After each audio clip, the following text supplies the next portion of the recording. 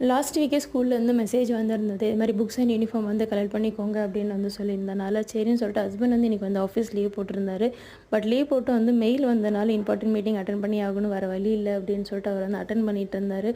சரி அதுக்குள்ள வந்து நம்ம சமைச்சிடலாம் அப்படின்னு சொல்லிட்டு நான் வந்து எல்லாமே வந்து ரெடி பண்ணிட்டேன். என் பொண்ணு பார்க்கும்போது எனக்கு தோணிக்கிட்டே இருக்கும். ஏன்னா ஆல்ரெடி வந்து பேக்கில வந்து புக்ஸ்லாம் வந்து தூக்கிட்டு அவங்க வந்து போகும்போது என்ன பார்க்கும்போது பாவமா இருக்கும். இப்போவே வந்து இவ்வளோ சுமைய தாங்கிட்டு போறாங்களே அப்படின்ட்டு.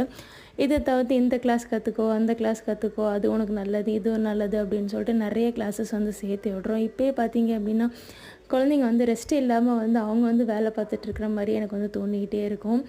எனக்கு வந்து என் பொண்ணு மேல இவ்ளோ பர்டன் நான் வந்து சுமத்தணும் அப்படின்ற மாரி எனக்கு வந்து தாட் இருக்கும். ஏன்னா வந்து நான்லாம் வந்து என் பொண்ணு வயசுலலாம் இருக்கும்போது வந்து எங்க அப்பா, அம்மா பார்த்தீங்க அப்படின்னா, நல்லா படிக்கணும்னு மட்டும் தான் சொல்லுவாங்க. வேற எதுவுமே வந்து இது கத்துக்கோ, அது கத்துக்கோன்னு எதுவுமே சொன்னதும் கிடையாது. அப்பலாம் வந்து பார்த்தீங்க அப்படின்னா, அந்த மாரி நிலைமை வந்து இல்லவே இல்ல. பட் இப்ப பார்த்தீங்கன்னா இதெல்லாம் கத்துக்கணும் மஸ்ட்டுன்ற மாரி இருக்கு.